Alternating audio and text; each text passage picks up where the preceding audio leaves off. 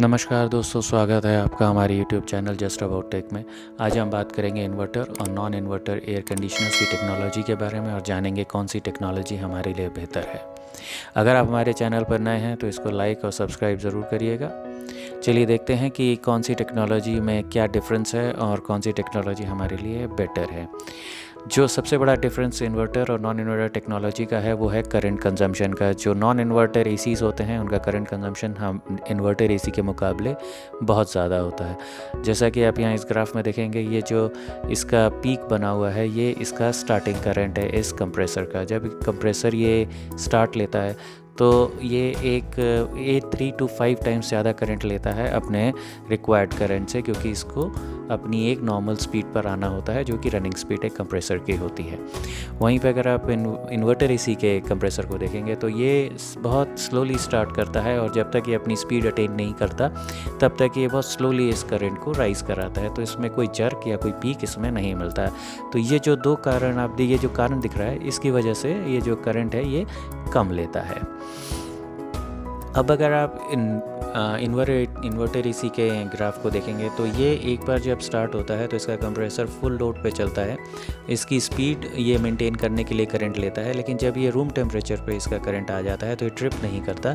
ये एक average speed अपनी कर लेता है, अप्रॉक्सीमेटली 40 से 50% अपने रेटिंग पे चलता है और ये वहीं से अपने रूम टेम्परेचर को मेंटेन करता चलता है। ये बार बार स्टार्ट नहीं होता, ये बार बार स्टॉप नहीं होता। वहीं पे अगर आप नॉन इन्वर्टर एसीज़ का आप देखेंगे ग्राफ तो आप देखेंगे कि ये जो बार बार स्टार्ट स्टॉप होता है इसमें हर बार एक पीक बनती है।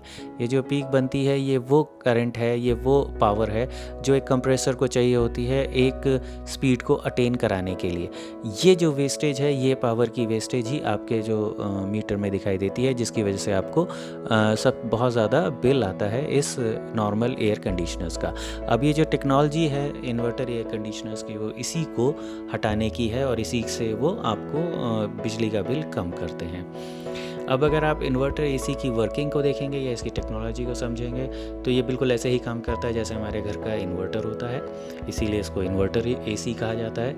ये जो आपके घर में जो 230 वोल्ट एसी सप्लाई आती है 50 हर्ट्ज पे, उसको ये कन्वर्ट करके डीसी में कर देता है। फिर ये इस डीसी से फिर दोबारा से ये इसको इन्वर्ट करके इसको एसी में कन्वर्ट करता है, लेकिन इस बार ये जो करता है ये वेरिएबल फ्रीक्वेंसी पे करता है। ये 50 हर्ट्ज पे भी कर सकता है लेकिन 50 हर्ट्ज से नीचे भी करता है। तो ये जो वेरिएबल फ्रीक्वेंसी करने का फ़ायदा बस ये होता है कि जब ये सप्लाई इस कंप्रेसर मोटर में दी जाती है तो ये मोटर एक वेरिएबल स्पीड पे घूमती है, कांस्टेंट स्पीड पे नहीं घूमती। जबकि नॉन इन्वर्टर एसी की जो मोटर है वो एक कांस्टेंट स्पीड पे घूमती है और हमेशा फुल करंट लेती है। और ये जो एसी है इसका इन्वर्टर एसी की जो कंप्रेसर मोटर है ये एक वेरिएबल करंट लेती है 40% से 110% के बीच में। अब आगे देखते हैं जो ये इन्वर्टर का जो एसी का जो कंप्रेसर होता है वो भी थोड़ा सा रिफाइंड होता है। अब इसमें आप देखेंगे 2 रोटर्स हैं। ये जो 2 रोटर्स होने की वजह से इसको डबल इन्वर्टर एसी भी कहा जाता है और ये नॉर्मल एसी से ज़्यादा एफिशिएंट होता है बिकॉज उसमें सिंगल रोटर होता है। वैसे ट्रिपल रोटर्स की भी कंप्रेसर्स अब मार्केट में अवेलेबल हैं जो कि और ज़्यादा एफिशिएंट है।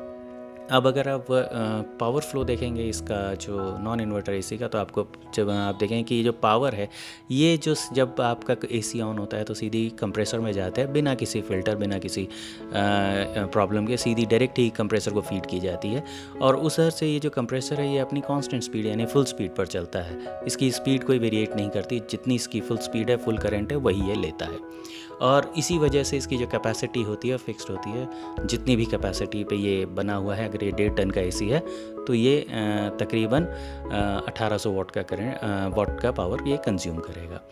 वहीं पे अगर आप इन्वर्टर एसी की फंक्शनिंग देखेंगे तो यहाँ पे आपको पता चलेगा कि बीच में एक इन्वर्टर का एक कार्ड आ जाता है, ये एक इलेक्ट्रॉनिक कार्ड आ जाता है बीच में पावर सोर्स के बाद। ये डिसाइड करता है कि आगे आपके कंप्रेसर को कितनी पावर देनी है, ये लो फ्रीक्वेंसी की पावर देंगे या हाई फ्रीक्वेंसी की पावर देंगे। अब ये दोनों जो पावर्स हैं इस पर डिपेंड करेगा इसके बीच में कि रोटर किस स्पीड पर चल रहा है। अब ये जो कंप्रेसर जिस स्पीड पर चलेगा उसी हिसाब से ये कूलिंग देगा। अगर गर्म है बहुत ज़्यादा आपका रूम तो ये हाई स्पीड पर चल के आपके रूम को हाई कैपेसिटी में पहले ठंडा कर लेगा और जब आपका रूम एक बार ठंडा हो जाएगा फिर ये एक वेरिएबल स्पीड या लोअर स्पीड पे लाकर उसको खाली मेंटेन करता रहेगा। जिससे आपका जो कमरा है वो उसकी कूलिंग मेंटेन रहेगी और आपको जो बिजली का बिल है वो भी काफ़ी कम आएगा। अगर आप देखें इसको इन्वर्टर एसीज़ का जो रेंज है वो इतनी बड़ी रेंज है, ये 40% कैपेसिटी से लेकर आपका 110% कैपेसिटी पे चल सकता है। मतलब अगर आपके पास 1.5 टन का एसी है तो वो समझिए कि 500 टन से लेकर और 1.5 टन का 1.6 टन तक, या आपका 1.7 टन तक ये वर्क कर सकता है। इतनी बड़ी रेंज का आपके पास एक एसी आ चुका है। अगर आप इसकी कूलिंग का समझें तो ये जो प्रिसिशन कूलिंग का जो कॉन्सेप्ट है ये है आपका इन्वर्टर एसी का।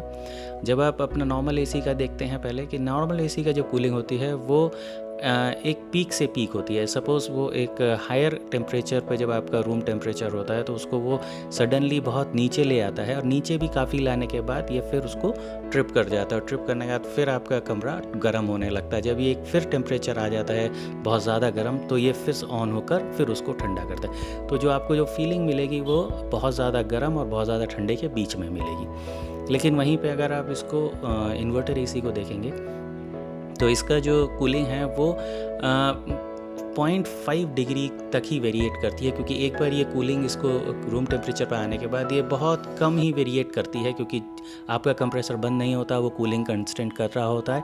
इसलिए आपको कोई प्रॉब्लम नहीं होती। वो ना तो गर्म होता है बहुत ज़्यादा, ना बहुत ज़्यादा ठंडा होता है। वो एक्जैक्ट टेम्परेचर के 0.5 डिग्री के ऊपर नीचे ही खाली घूमता है। इसी को हम प्रिसिशन कूलिंग भी कहते हैं। इससे आपका कंफर्ट लेवल आपके कमरे का बहुत ज़्यादा बढ़ जाता है। अगर आप गैसेस की देखें तो आजकल जो यूज़ हो रही हैं गैसेस वो हैं R32, जो कि जनरली यूज़ होती हैं आजकल विंडोज़ और स्प्लिट में। लेकिन R410A भी यूज़ होने लगी है। ये कम फ्लेमेबल है, ये थोड़ी सी फ्लेमेबल है R32। ये थोड़ी रिस्की भी है, लेकिन ये R410A कम्प्लीटली सेफ़ है, और ये ओजोन डिप्लीशन में भी ज़ीरो है। तो इसका पोटेंशियल नहीं है ये ओजोन को डिप्लीट करे। जबकि पहले अभी यूज़ हो रही थी, काफ़ी जगह अब भी यूज़ हो रही है पुराने एसी में, वो है R22 गैस, जिसको हमें अब नहीं यूज़ करना चाहिए, जो कि एनवायरनमेंट के लिए अच्छी नहीं है। अब जो सबसे इम्पॉर्टेंट पार्ट है जो इस इन्वर्टर एसी के पूरे कंसेप्ट का, वो है ये कार्ड। ये जो कार्ड है दोस्तों, यही है वो जो इन्वर्टर कार्ड है जिसकी हम बात कर रहे थे। जो पूरी टेक्नोलॉजी है वो इस कार्ड में ही सब समाई हुई है, और ये कार्ड बहुत कॉस्टली है, और ये कार्ड ही इसका पूरा दिमाग और दिल है। अब अगर ये कार्ड अगर आपका ख़राब हो जाता है तो आपको काफ़ी महंगा ये पड़ेगा, लेकिन अगर आप थोड़ी सूझबूझ से काम लें तो काफ़ी जो एसीज़ हैं मार्केट में अवेलेबल हैं जो इस कार्ड पर 5 से 7 साल की आपको गारंटी या वारंटी दे रहे हैं। सो बड़े दिमाग लगा के, बड़े ध्यान से आपको ये देखना है कि कौन से एसी में आपको ये चीज़ का बेनिफिट मिल रहा है, क्योंकि अगर आप ये चीज़ को अगर आप बेनिफिट मिल जाता है तो आपका काफ़ी सेफ़ हो जाता है, और आपका जो यूसेज है वो बहुत अच्छा रहेगा, और आपको काफ़ी बचत भी होगी। चलिए, धन्यवाद दोस्तों, आप बहुत बहुत आपका।